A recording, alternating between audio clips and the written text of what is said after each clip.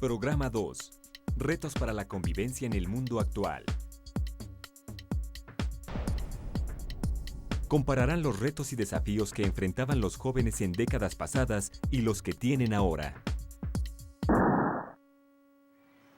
Mi abuelita Sol siempre me dice que en sus tiempos todo era más bonito, que el agua de río era limpia y clara, que los jóvenes no eran tan rebeldes, que no había tanta violencia y bla, bla, bla, bla. Uy, pues mi mamá dice que cuando ella era niña tenía que caminar media hora para tomar un autobús, que los jóvenes de ahora tenemos las cosas más fáciles, que nos quejamos por todo y que no tenemos llenadera, ¿tú crees?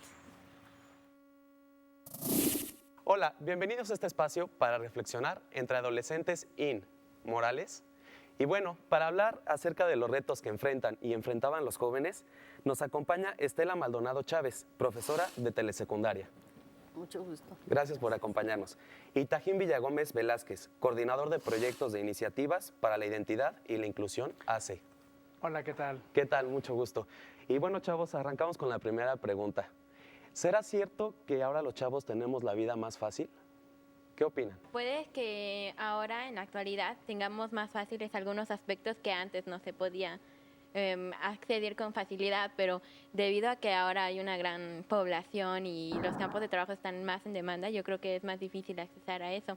Y también en cuanto a, pues digo, las formas de decidir de los chavos ya no son iguales que las de otros, entonces como que se va volviendo un poco más intolerancia que en otras ocasiones, en el pasado.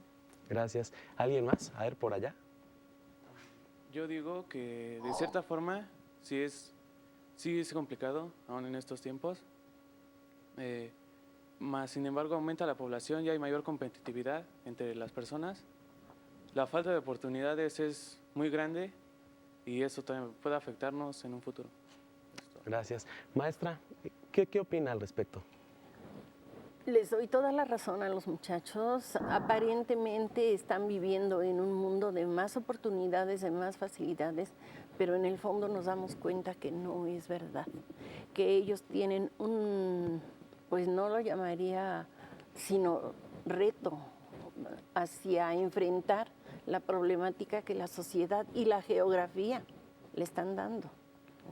Van a tener que ser demasiado valientes y demasiado, usando un lenguaje de ustedes, arrojados, aventados, para resolver cotidianamente la problemática que les está tocando vivir. Pero si nosotros crecimos con problemática y la vencimos, ustedes lo van a poder hacer también. Claro. Tajín. Los jóvenes hay que verlos antes que nada como parte de una sociedad que está configurada por adultos, que está reglamentada por leyes. Estamos en una clase de formación cívica, ¿no? De derechos, ¿no? Y creo que el desarrollo de estas oportunidades aparentemente están ahí. La cuestión es que si nosotros nos acercamos a ver quiénes acceden al ejercicio de esas oportunidades, nos damos cuenta de que según la condición socioeconómica de los jóvenes, ¿no? Tienen más o menos oportunidades de acceder. Allá por los años 60 o 70 había una clase media en bonanza, ¿no? Los jóvenes accedían sin mucha dificultad a las escuelas, pero no tenían mucha oportunidad de expresarse en las calles, ¿no? Había una idea de perseguirlos, ¿no? Hoy los jóvenes están, digamos, a la medida que van creciendo, van saliéndose de la escuela. O sea, a menor edad, mayor acceso a la educación. Y conforme van creciendo en su trayecto biográfico, van abandonando los centros escolares por entrar, digamos, al mundo del trabajo, ¿no? Ya en otro momento podremos platicar sobre cómo es que se comporta, digamos, en términos socioeconómicos y por rangos de edad, el acceso a la educación y el acceso al trabajo. Las oportunidades están ahí, pero no todo el mundo tiene las mismas condiciones de acceder a ellas, ¿no? Ok, muchísimas gracias. Ahora veamos la siguiente información. El crecimiento de la población implica cambios importantes en la demanda y satisfacción de los servicios educativos, de salud, empleo y vivienda, entre otros. Se calcula que para el 2030 seremos 130 millones de mexicanos. Maestra, me gustaría preguntarle, ¿cuáles son los principales problemas en educación, salud y trabajo que enfrentaron los jóvenes de 2 o 3 décadas atrás? Yo no lo llamaría precisamente en un aspecto negativo. Las posibilidades, aún sin los medios actuales, eran más grandes. El niño tenía más oportunidad de seguir un estudio, de no tener necesidades económicas que lo empujaran, como dice el compañero, a trabajar a temprana edad, a compartir su tiempo con el trabajo. En el aspecto social volvemos a caer en lo mismo. No había tanta libertad para los niños, empezando porque los grupos se integraban matutinos de señoritas y vespertinos de varoncitos. Entonces no había esa red horizontal que hace que se conozcan en ambos ámbitos y temprano maduren en actividades sexuales, ¿no? Tajín, en salud, en trabajo.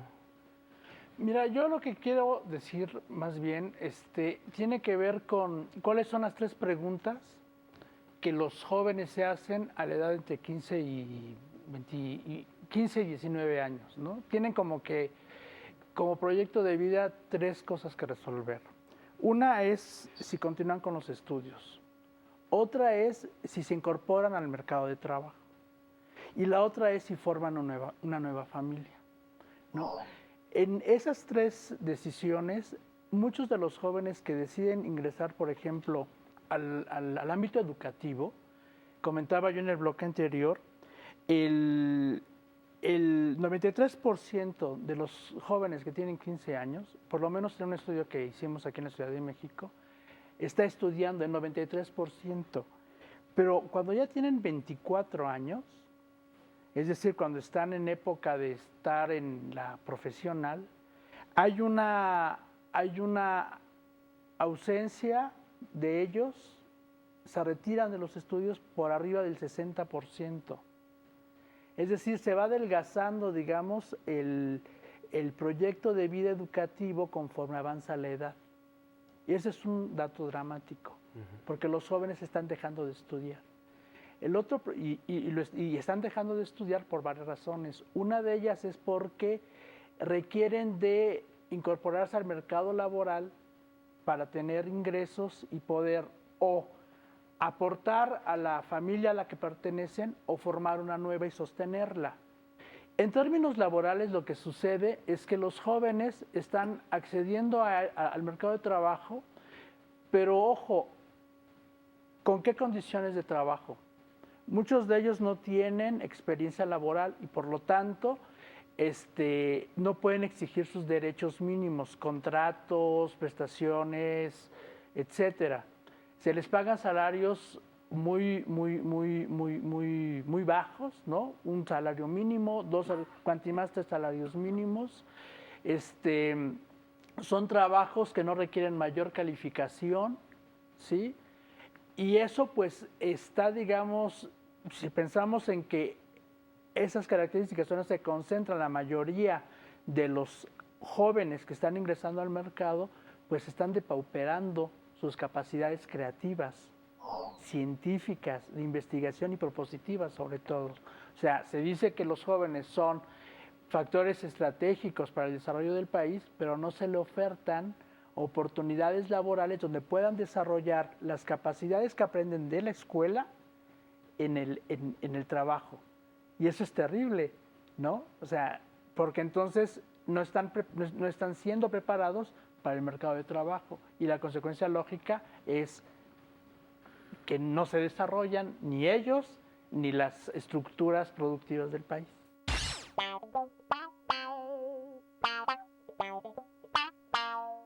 Pues en la actualidad yo creo que hay varios y más para hacer cuando es joven, porque por decir cuando vamos a enfrentar un problema de trabajo se nos complica la edad, la experiencia, nos piden cartas de recomendación que a veces no tenemos.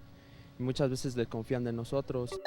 Bueno, en salud, pues nada más que tiene ciertas deficiencias el servicio de atención, porque se satura mucho y la gente no puede atenderse cuando requiere, y a veces necesitas llegar casi muriéndote para que te atiendan. Como hay muchas carreras que son muy saturadas, entonces no se le da oportunidad a todas las personas de poder ingresar. ¿Cómo creen que debemos enfrentar los retos de la actualidad? Bueno, pues se deben enfrentar con determinación. Debes aprender a progresar, a aprovechar todos tus medios, todos los medios que tiene para pues, conseguir un mejor nivel de vida. Pues eso. ¿Alguien más por ahí? Es muy difícil llegar a profesional y tener que te den un sueldo de lo que tú te mereces o que formes, practiques en la vida cotidiana lo que te enseñaron en la escuela. Entonces debes de tener más o menos planeado qué es lo que estás dispuesto a lo que te puedes enfrentar, ¿no? Para poder seguir superándote.